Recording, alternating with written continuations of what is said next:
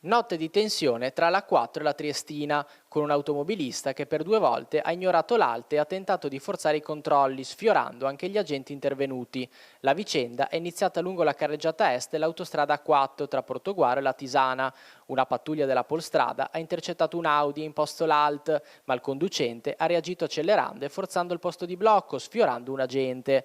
Dopo un primo inseguimento fino alla Tisana, il veicolo è riuscito a dileguarsi. Poco dopo è ricomparso nel territorio di San Michele al Tagliamento, lungo la strada statale 14 Triestina, dove ha perso il controllo, finendo contro un distributore di carburanti nei pressi di Bibione. La fuga è ripresa anche in quel secondo momento. La polizia locale del distretto Veneto Est ha intercettato l'auto e il conducente. Dopo aver finto di collaborare, ha nuovamente tentato di scappare, rischiando di investire un agente. A bloccarlo è stato l'intervento diretto degli operatori, che hanno aperto la portiera del veicolo e interrotto la corsa. Qui l'auto in movimento ha urtato la pattuglia riportando danni lievi. Alla guida un uomo residente nel Bellunese, poi risultato positivo all'alcol test. Nell'abitacolo sono stati trovati un coltello a serramanico e una mazza, ora sequestrati.